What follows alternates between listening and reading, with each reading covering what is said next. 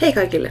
Tällä videolla puhutaan vaatteista ja vaateostoksista ja samalla siivotaan mun vaatekaapit.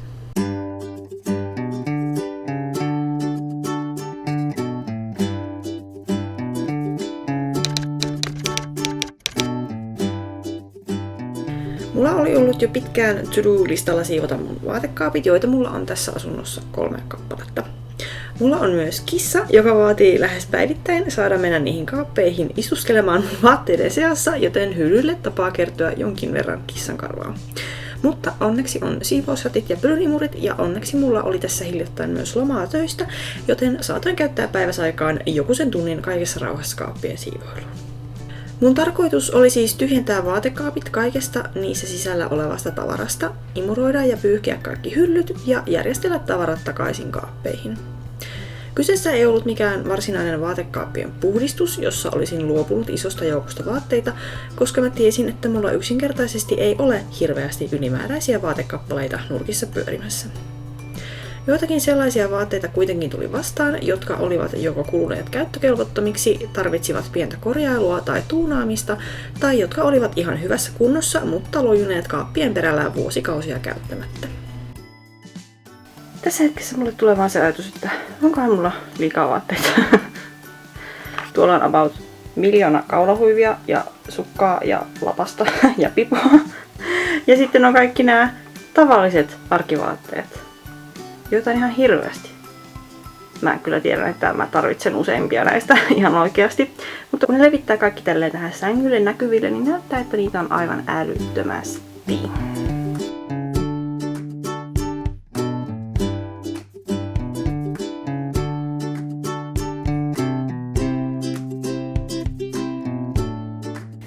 No niin, katsotaanpas, että mitä korjattavaa kautta pois heitettävää kautta myytävää sieltä kaappien kätköstä löytyy. Tuo hame mun pitää sitä helmaa vähän siistiä. Tässä on yhdet housut, joista pitää tehdä jokin uusi vaate, koska ne on nyt haaroissa niin revennyt, että niitä ei enää kehtaa käyttää housuna. Tälle hameelle mun pitää keksiä joku systeemi tähän vyötärölle, että se pysyy nätisti, eli nämä on muokattavia. Sitten tässä on pari hyvin reikäistä yöpaitaa, jotka todennäköisesti päätyy siivousrateiksi. Ja sitten täällä löysinkin muutaman sellaisen vaatteen, joita en itse tarvitse, mutta jotka on ihan hyviä vielä. Tässä on toppi. Sitten täällä on yksi kaulahuivi. Mulla on 1 miljoona kaulahuivia ja mä en tätä juurikaan niiden muiden ohella ole hirveästi käyttänyt, joten se saa lähteä. Sitten tästä mä oon vähän surumielinen. Siis tää on joskus tyyliin 14-vuotiaana ostettu huppari, mitä mä käytin silloin ahkerasti. Sitten siitä muokattiin, tai mun äiti muokkasi mulle tämmöisen hihattoman hupparin, mutta mä en ole käyttänyt tätä varmaan 10 vuoteen melkein. Joten vaikka tähän liittyykin paljon ihania muistoja, niin mä luulen, että tää saa nyt kyllä löytää itselleen uuden omistajan, koska tää ei tosiaan ole ollut minkäänlaisessa käytössä vuosikausiin. Ja sitten täältä alta löytyi 2 laukkua, joita en myöskään ole vuosikausiin käyttänyt.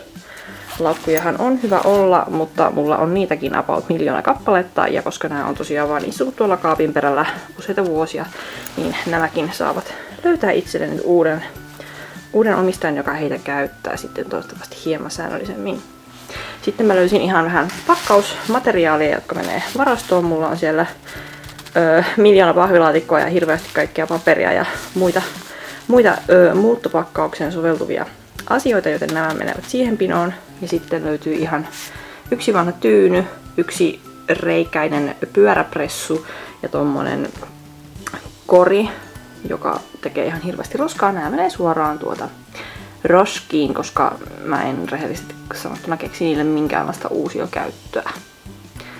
Joten hieman puhdistusta tuli vaatekaappiin.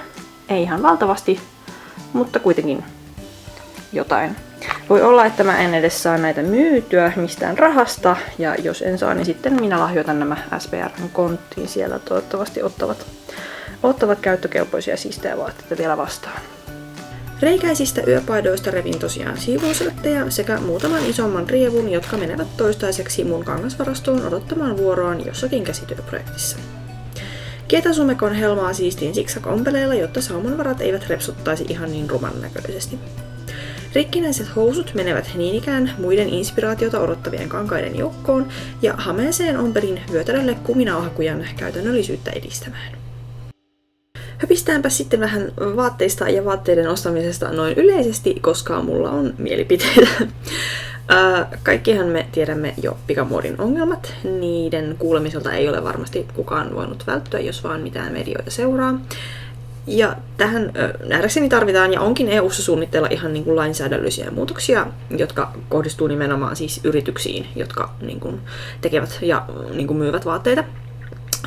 Mutta myöskin tällän ihan yksittäisenä ihmisyksilönä mä yritän tehdä myös oman osuuteni niin kuin sekä eettisesti että ekologisesti tämän niin kuin vaateostosmuoti-business-asian suhteen, koska oma tunto on vähän kolkuttaa.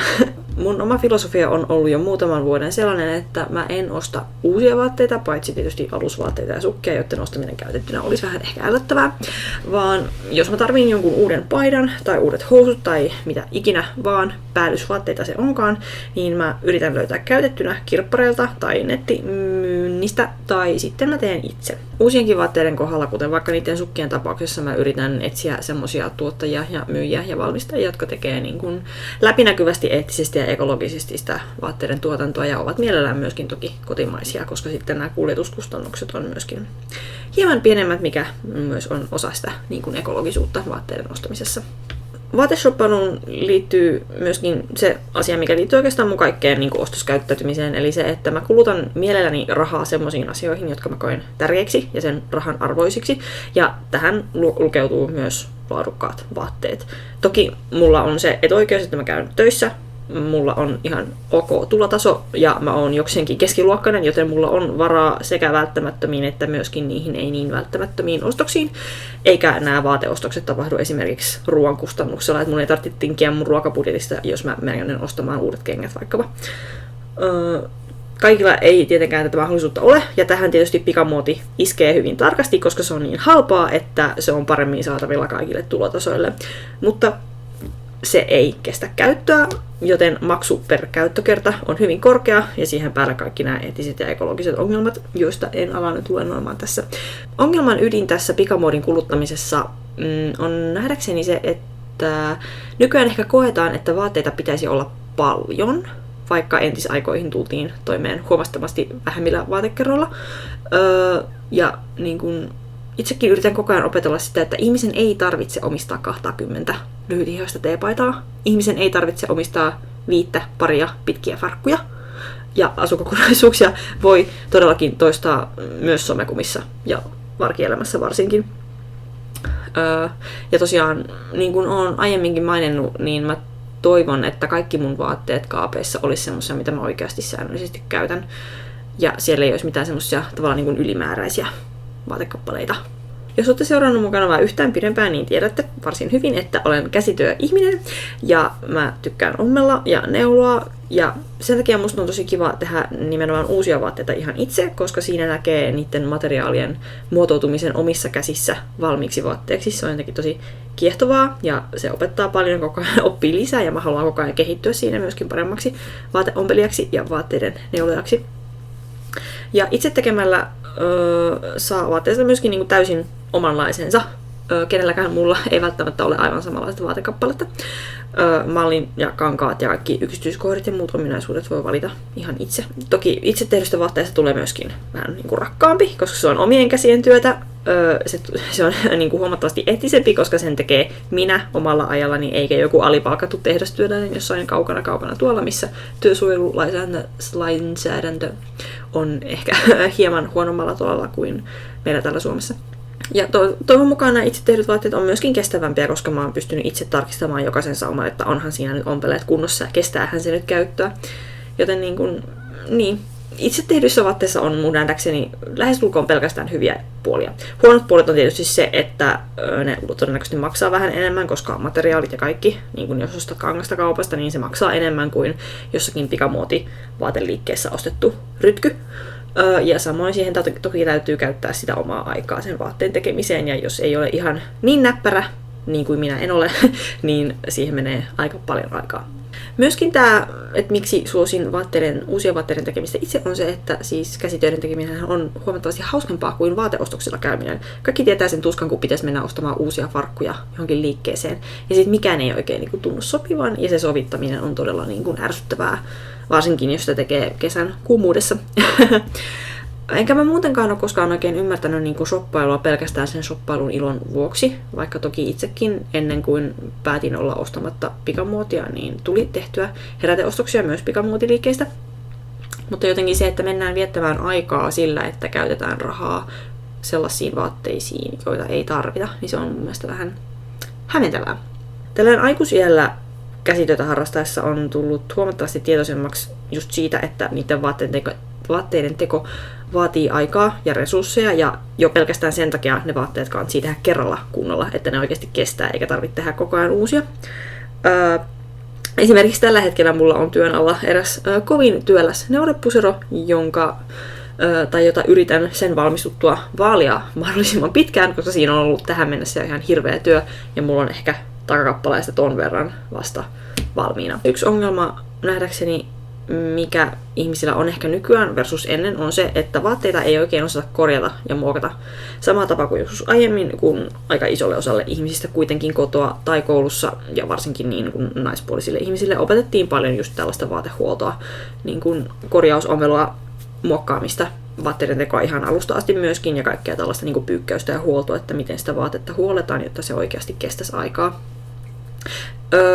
Ja kun itse olen kasvanut tosiaan siihen, että niin kun vaatteita voi itsekin korjata ja tehdä, niin mun mielestä on tosi absurdi ajatus se, että vaate olisi rikki jonkun pikkuvian takia, tai että jos vaate ei enää kelpaa sen alkuperäiseen käyttötarkoitukseen, niin se olisi kokonaan käyttökelpoton.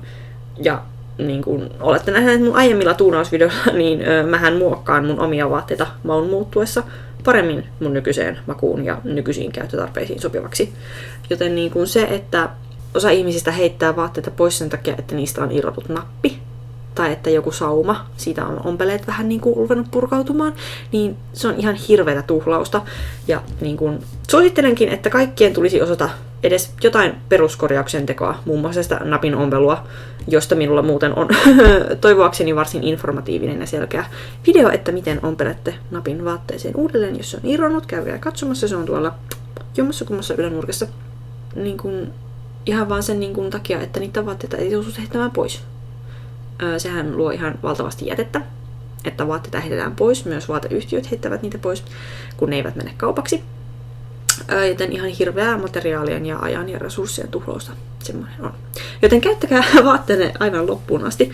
Yritän itsekin tässä koko ajan pitää yllä sitä, että tosiaan, kuten tuossa näette aiemmin, niin semmoiset paidat, vaikka mitkä on mennyt kainaloista aivan reikäisiksi, kun olen hikoillut ne pilalle, niin niistä tulee sitten loppujen lopuksi shivousrättejä, ja ne kestävät siinä tarkoituksessa vielä joku sen käyttökerran. Ja nykyään mä tosiaan yritän itse olla siinä mielessä aika sellainen minimalisti, että en omistaisi mitään turhaa, vaatteet mukaan lukien, mutta myöskin esimerkiksi liittyen huonekaluihin tai mihin tahansa asioihin. Ja turhaa on siis kaikki sellainen, millä mulla ei ole käyttöä tai tarvetta ja mitkä ei ole mulle jotenkin niin kuin tunnearvoltaan. Niillä ei ole tunnearvoa niillä asioilla. Tähän sivuhuomautuksena eräs asia, mikä mua erityisesti ärsyttää, kun puhutaan minimalismista.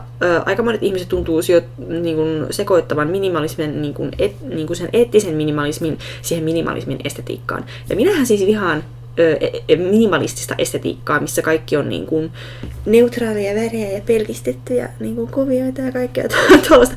Mä rakastan yksityiskohtia ja kuvioita ja värejä ja kaikkea överiä, joten minimalistinen estetiikka ei ole minun juttuni, mutta minimalismi niin kuin eettisenä aatteena on ehdottomasti niin kuin semmoinen, mitä kohti koko ajan pyrin, eli siis kaikki turha roina vittuun. Näin.